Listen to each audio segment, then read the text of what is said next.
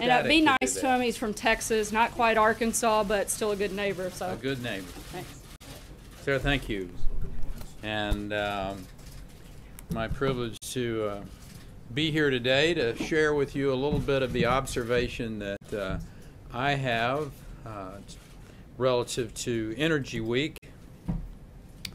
This week, the Trump administration will bring together state, tribal, business, labor, all together, one room, happily sitting down and discussing how we're going to go forward, what the path forward is for U.S. energy dominance.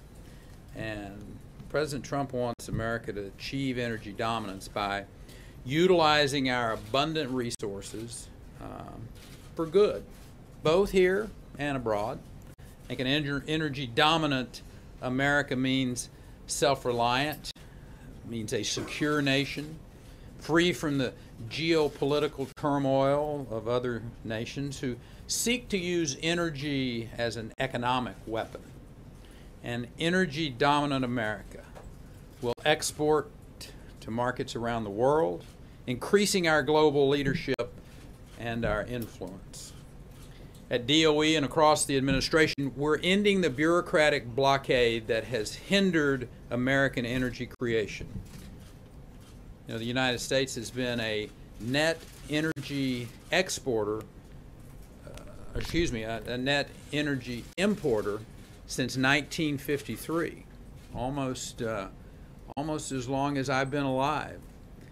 But thanks to innovation, technology advancements, we're on the brink of changing this, and in very important elements of an American energy portfolio. 10 years ago, people would never have guessed that by 2018, the United States is expected to be a net energy exporter of natural gas. American companies can and already have exported U.S. LNG to our international trading partners in Europe and Asia. Unleashing our full energy potential in this country will lead to robust job growth and expansion in every sector of our economy. This week, we will also reaffirm our commitment to clean energy. That binary choice between pro-economy and pro-environment that has perpetuated, or I should say been perpetuated by the Obama administration, has set up a false argument. The fact is we can do good for both, and we will. There was one fact missing from the headlines about the U.S. withdrawal from the Paris Agreement. That is, the United States already leads the world in lowering emissions. We've done this through innovation and technology, not by signing agreements. The Paris Agreement put the taxpayer on the hook for a costly deal. There was $1 billion already out the door. Thankfully, this president has the good sense to step in before billions more had been committed. We've already seen the fruits of innovative, clean technology like CCUS, carbon capture, utilization, sequestration. That Petronova plant just on the outskirts of Houston, Texas, uses a process to remove 90% of the carbon dioxide after coal is burned to generate energy in a clean way. Then it uses that captured carbon for enhanced oil recovery. Instead of preaching about clean energy, this administration will act on it. I believe no clean energy portfolio is truly complete without nuclear power, and so does the president. If you want to see the environment and the climate that we live in affected in a positive way, you must include nuclear energy with its zero emissions in your portfolio. Do it safe, do it thoughtfully, do it economically. Under the leadership of the United States, the world can benefit from that. This administration believes that nuclear energy development can be a game changer and an important player in the development of our clean energy portfolio globally.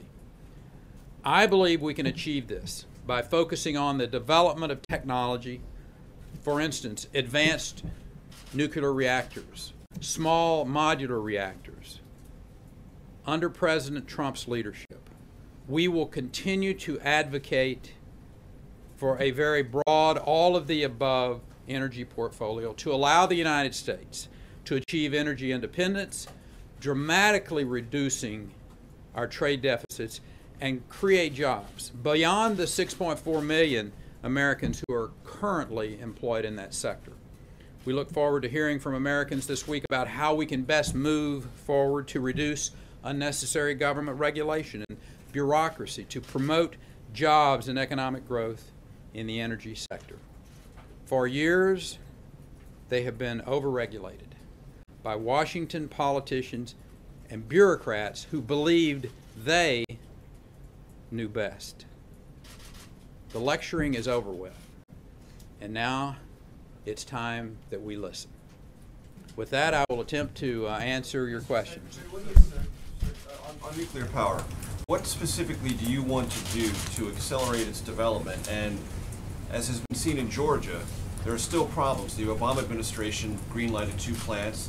They're bogged down, primarily because a lot of American companies haven't built a nuclear power plant in 3 decades. There's a technology gap there. So how do you deal with that, number one? And number two, if this administration does advance the production of nuclear power, does it believe Yucca Mountain needs to be opened up, or that needs to be reconsidered as a repository for nuclear waste? Well, it's very, I think, a very astute question you ask about the issue. For 30 years, the supply chain basically was stagnant. It was allowed to atrophy, if you will. This administration truly believes in an all-of-the-above approach, allowing nuclear energy to come and play an important role in a very diverse portfolio. So the idea that over-regulating and industry, that is one of the challenges. And it's not just about the United States from the standpoint of our being able to have an energy source that is reliable, that is zero emission. It's about America maintaining or regaining, maybe a better word, our leadership role in nuclear energy, because the Russians and the Chinese are very actively engaged in across the board globally to go put their technology to gain and leverage their political place, if you will, using nuclear energy as one of the levers. So this is a lot bigger issue than just allowing the United States a couple of plants in the southern part of the United States. It's a lot bigger than that. It's a lot bigger than just making sure that Westinghouse continues to be a stable American company. This is a massively important issue for the security of America and the security for America's allies. So keeping that in place, I think it's important for us to look at the options, clearly having a plan to keep America engaged in the development of nuclear energy. One of the things we want to do at DOE is to make nuclear energy cool again, from the standpoint of, you remember when we were kids. Well, sorry, you're nowhere near my age, but when I was younger in the 60s, and a lot of kids wanted to go into the nuclear energy field.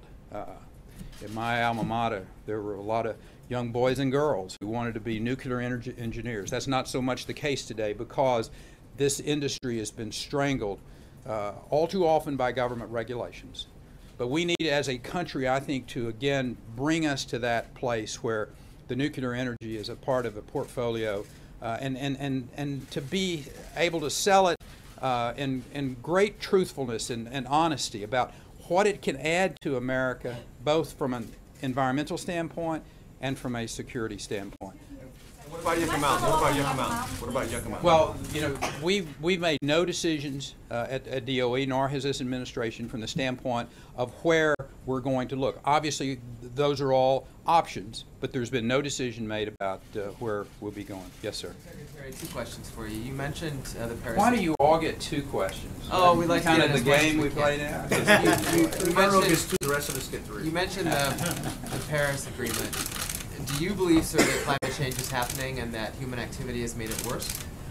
Here's what I believe, and I'm pretty much on the record, but I love getting the opportunity to talk about it again, is the climate is changing. Man is having an impact on it. I've said that time after time. The idea that we can't have an intellectual conversation about just what are the actual impacts. I mean, as late as this last week, an undersecretary for the Obama administration, Steve Coons, he believes that we need to have a sit down and have a conversation, that the data is not, from his perspective, and obviously he was a good enough scientist to be asked by the Obama administration to come in to be an undersecretary at the DOE. He doesn't think that the science is settled. So why not have a conversation about that? I mean, what is the other side? The people who say the science is settled, it's done. If you don't believe that, you're a skeptic, a Luddite. I don't buy that. I don't think there is, I mean, this is America. Have a conversation. Let's come out of the shadows of hiding behind, your political statements, and let's talk about it. What's wrong with that? And I'm full, well, you know, I can be convinced, but why not? Let's talk about it. Yes, sir. Just hold on, just to finish your thought, though. You said that you do believe that climate change is happening, and you do believe that human activity has contributed to it. So the discussion you're asking for is just what to do about it? Sure. Is that okay? I mean, don't you think we ought to do that? It's not up to me to say whether it's okay. Well, why? I mean, you know, you're an American citizen. You ought to have a part Mr. in Secretary, that. thank you. You have a lot of energy. I come from a place with a lot of energy. My one question is on U.S.-India energy relations, which Prime Minister Modi had a discussion here with President Trump. Energy was the major discussion and issues, and also, of course, pending civil nuclear energy between the U.S. and India. Yeah. So can we talk, sir, where do we stand as far as energy is concerned? Because India is still waiting when the U.S. trucks will move as far as nuclear and clean energy is concerned. Well, let me address the global issue of the United States and India and the relationship between the Trump administration and the Modi administration. And I happen to think there was a picture yesterday that I happened to see that I thought was very reflective. And it was of these two individuals embracing each other. And I think that was a clear message around the world that the United States and India are going to be substantially closer. Energy is going to play a very, very important role in that. Last night at dinner we talked about the three areas of which there will be great back and forth, cooperation, deal making, if you will. One of those is in LNG. The other side of that is in clean coal. Thirdly is on the nuclear side. So there is great opportunity for India and the United States to become even stronger allies, stronger partners, energy being the glue that will hold that partnership together for a long, long time. Yes, Real sir. quick question, well, two actually. I know. First of all, those who... Our gentleman over here is the only one that had an honest assessment. I have two for you. Just kidding. You had said that it's not binary, that the environment and energy can coexist. But the real question is, as far as fracking and clean coal, opponents to that say that, in fact, that it isn't environmentally safe and that fracking and coal are going to destroy the environment. And I'd like to get your comments on that before the second question. Coming from a state that probably did as much hydraulic fracking as any other state in the nation, and interestingly, a number of things happened in Texas over the decade plus that I was the governor. One was there were more jobs created in that state than any other. There were 7 million people added to the population rolls while I was governor. There, arguably, economically, the state led the country. There's also a lesser-known story that you probably don't know about, but I'm going to share it with you. And that is that during that period of time, you had this massive job growth. You had this population growth of 7 million. You know what 7 million people is? That's a lot of pickup trucks on highways. That's a lot of non-point source pollution, correct? Your conventional wisdom would tell you, because of where you are geographically, the latitude, that you're prone, because of that big petrochemical manufacturing capacity along the Gulf Coast, to really drive up ozone levels. So there was a lot of reasons that the conventional wisdom would say, you did a really fine job of creating wealth and jobs, but you played hell with the economy, or excuse me, with the environment. And the fact is, we didn't. We drove down nitrogen oxide levels by over 60%, SO2 levels by in the mid-50s, and carbon dioxide levels by almost 20% reduction. Isn't that our goal? My point is, Texas, which is 12th largest economy in the world, did exactly what I said. You can have economic growth, and you can have the environment affected in a positive way. It can happen. Okay. Yes, sir. Sorry, I had a second. Hold on, I had a second question. I wanted to follow up on I'll Jeff. defer if you'll come back to me, sir. Or I'll go ahead if you like. Come back to you. All right, well, I just wanted to follow up. Thanks. I just want to follow up on Jeff when he was talking about climate change. Just to be straight, you're saying that Really be straight. as straight as possible. Climate change is a fact, but you want us to have a discussion about exactly what has to be done about the climate change. It's not up for discussion, that part of it. I had no idea what you just asked. I asked you if, all right, to be as straight as possible. Climate change affected So by I'm going to give man. you one more time. You get one more chance to ask this question. Okay? I'm only speaking English. I can try a different one. I want you to All think right. about how you're putting this out here. I'm putting it out this way. You are saying that climate change, man has affected climate change, and the discussion is about what we do with it, not whether or not we've affected it. So going forward, that's resolved. No, what I said was, climate's changing, always has. Man at this particular point in time is having effect on it. How much effect is what's at debate here. And more importantly, what is the United States going to do to affect that? Are we going to sign an agreement with somebody that really doesn't call anybody to making any changes? You look at that agreement and what China and what India are required to do, and they're nothing. How many coal plants? 300 plus coal plants we've built in India. So, I mean, why would we sign on to an agreement that is not holding other people to account and asking us to give $3 billion? I mean, that's the first ante. And the Trump administration said that's nonsense. I agree with them, it's nonsense. Now, can we agree that we ought to have a conversation as a people? Intellectually engaged, not screaming at each other and not saying, you know, standing up in the middle of my speeches and saying you're a climate denier, when the fact is, I just want to have a conversation about this. Isn't that what the scientists have done? No, they haven't, because when you have a scientist like Steve Koonens that stands up and said the science isn't settled yet, I tend to say, okay, well, let's have a conversation and get these guys together. In my Senate committee, I said, let's have a conversation about blue team, red team, get together and talk this over. Okay, you're up. If I can, Secretary Perry, thanks for being here. I want to ask you about coal specifically. The EPA Administrator Scott Pruitt earlier this month said, and he appeared to be quoting the Department of Labor statistics. He said very simply that the U.S. has added almost 50,000 jobs in the coal sector. In fact, the coal portion he was referring to since the fourth quarter. In fact, the coal portion itself has only grown 2,400 jobs. In the last month, it only grew 400. There are only a total of 51,000 coal jobs in this country right now. So is it misleading Americans? Is the administration misleading Americans about where the real job growth is right now in this industry? I don't think so.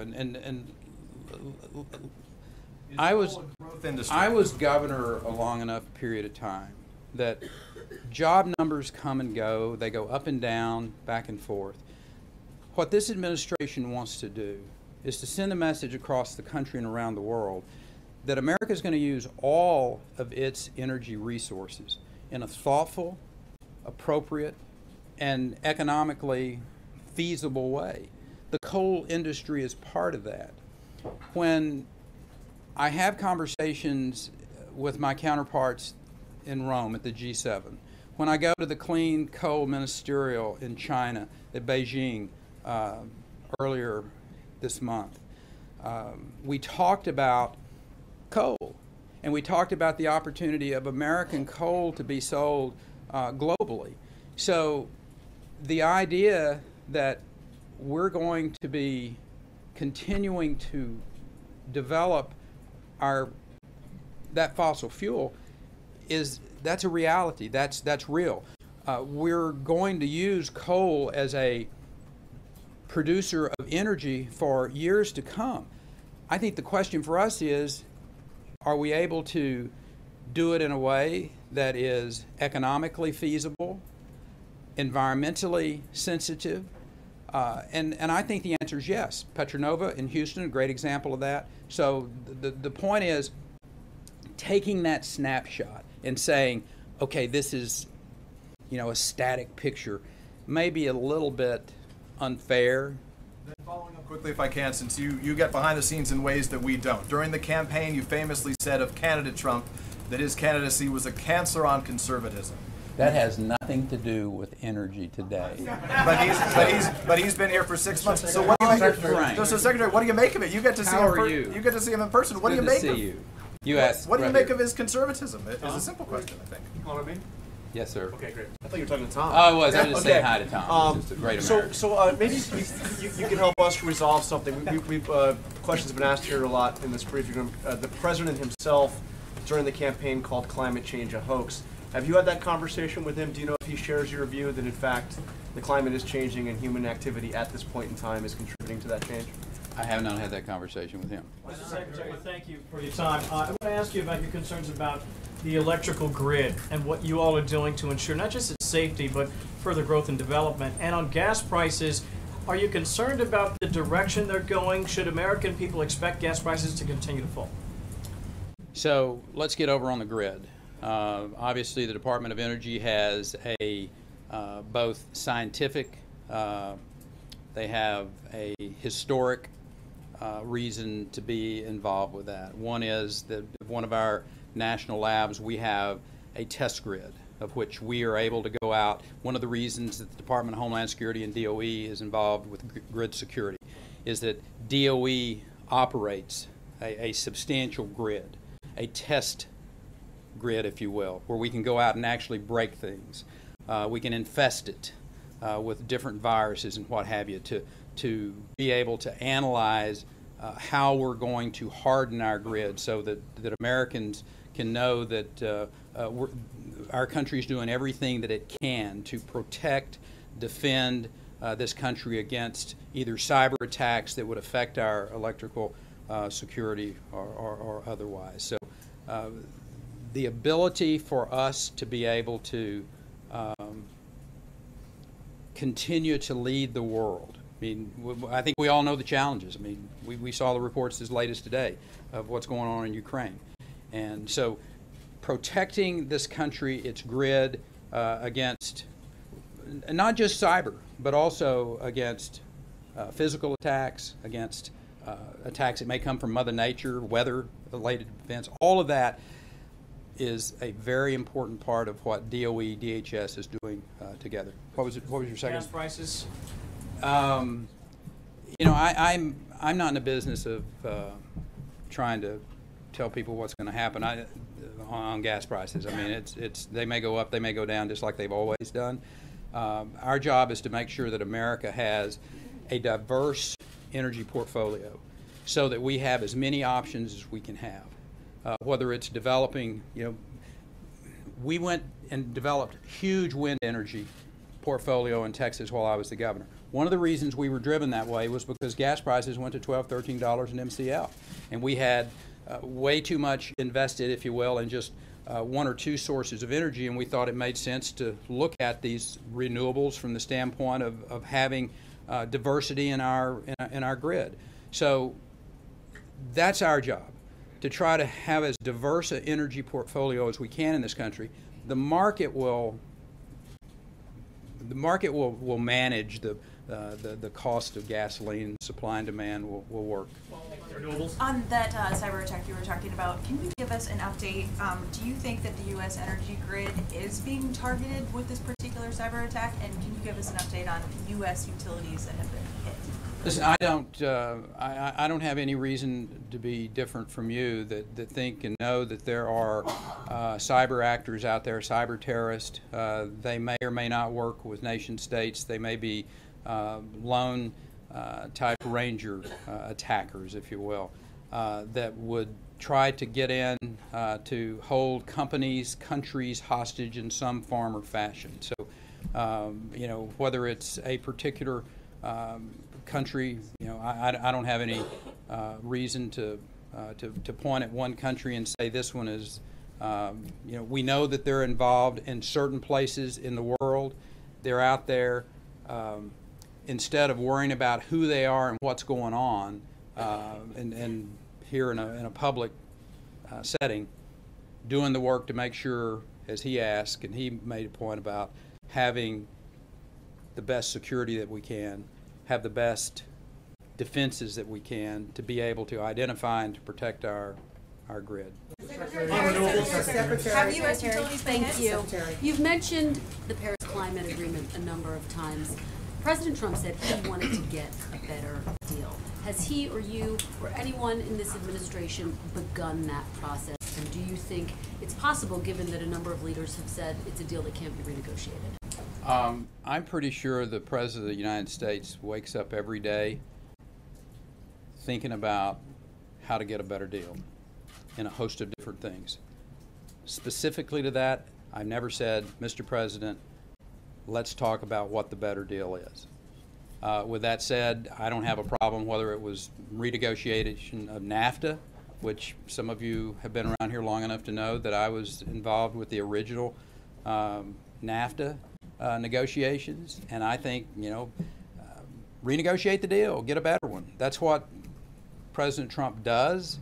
That's his mindset, and I think our allies and those that may not be our allies need to understand that that's where we're going to be coming from. On renewables, Mr. Secretary, you mentioned that you did this work in Texas. What do you see as the role you've mentioned at greater length, whether it's fracking or clean coal, as you cited it, or nuclear? Where do you see the role for renewables moving forward from this administration? I think the renewables are proving themselves to be a valuable part of a diverse portfolio. So I full well expect solar and wind and maybe some forms of energy that we don't even know yet. That and one of our, you know, extraordinary national labs is being looked at right now that may give us some potentials that we don't even realize we have. Yes, ma'am. Right in the middle. Peter's question about jobs, because that's where a lot of the jobs are happening now, especially seeing solar and wind. So do you see this as a growth for the American job market? Sure. Sir, I want to go back to a piece that really has not been talked about, the issue of coal. There are some critics who are saying this administration wants to make coal great again. Talk to me about, and us about, your plans with coal. It is basically being wanted by many countries around the world, and we still have yet to figure out a clean enough use for it as you're dealing with climate change issues. Well, I'm not sure if I agree with your observation that we haven't figured out a clean use for coal yet from the standpoint. Well, there's some that you can't make it clean enough. So, and I guess that's who I'm referencing to.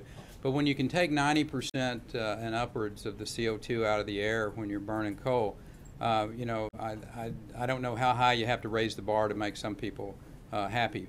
With that said, let me share with you some of the things that we're seeing in our national labs. For instance, being able to coal is the root source of rare earth minerals, and if we hadn't done this work on clean coal technology, we would not have realized that there are ways that we can extract these rare earth minerals out of coal ash. And so, again, I ask people to be open-minded about innovation. You all remember 15 years ago, and we were hearing this fellow travel around the country giving a speech about peak oil. We had found all the oil there was. Sarah, your dad and I went to lots of Republican governors' meetings, and one of them, this guy came and gave the speech, and he said, we've found all the fossil fuels, all the oil and gas has been found. It's a downward slope. That's a fact. Settled science may have been his word. I don't recall that, but he might have said that. That was the point, though, that all the oil and gas had been found. Except George Mitchell didn't read that, didn't believe that. Innovation, technology, drives this country, it always has. And I think we ought to be a little skeptical when somebody says, this is the end of this is bad. It's okay to ask those questions. So my point is that with coal, there may be some uses of coal that we never even dreamed of before that can really make a big difference. Because when you think about the rare earth minerals that are controlled by countries outside of the United States, and our being able to come up with the technology to retrieve those may be a real game changer. So with that, one last question, sir. Yeah. You're a former governor, and people are talking about states as it relates to repeal and replace of Obamacare. If you had states' rights, sir, thank you. By and large, I wasn't going to talk about anything outside of energy, but you've touched on one of my favorite subjects, well, thank you. And that is federalism. And yeah, here we go. You asked, thank you, ma'am. Thank you, ma'am. So I happen to believe that the states are laboratories of innovation. They're innovators just like we have at our national labs. Governors, I think, have within their states and their bright young people who work with them in the private sector, they will come up with ways to deliver health care that can put more people under coverage for less money and give options to their citizens. I know for a fact that Connecticut is not like Texas. They're just not. And to say that Washington, D.C. can come up with a one-size-fits-all solution to health care that's going to address all of this and do it in an economically feasible, thoughtful way is just so much nonsense. It's just, that's not true. Let the states have this Medicaid opportunity. The ones that want it, if somebody says, oh, I'd rather have Washington take care of me, then that's okay, that's their call. But the states ought to be given the opportunity. And I will suggest to you, you can save substantial amounts of money, come up with options for their citizens that are substantially better for the citizens of their state, and save this country mountains of money. Mr. Secretary, going back to the threats against the power grid, what about the threats of an EMP attack? What are the steps being taken to prevent against that, or to protect against that sort of attack? I think our national labs are looking at all options, that being one of them. One quick follow-up on your comments earlier about Westinghouse being a stable and American company. Obviously, it's been owned by Toshiba for more than a decade now, but Westinghouse is in the middle of these bankruptcy proceedings, and several buyers are on the market. You sit on CFIUS. Are you saying that you would block efforts by any foreign company to purchase what remains of Westinghouse Electric? I know the process, and that is a classified piece of information that I would not give here. Mr. Secretary, a follow on cybersecurity. Have you been getting reports about a current cyber break-in at a number of U.S. nuclear plants? It's been confirmed by the grid monitor. The investigation, I think, is codenamed Nuclear 17. Do you have any information about that? No, sir. Thank you, Mr. Secretary. This morning, President Macron of France called President Trump and invited him to come to Bastille Day, July 14th. Do you see this as a way that the French are taking up his suggestion for negotiating a new climate change agreement, and would you urge him to make the trip? I would always look at an invitation to a party as a good thing.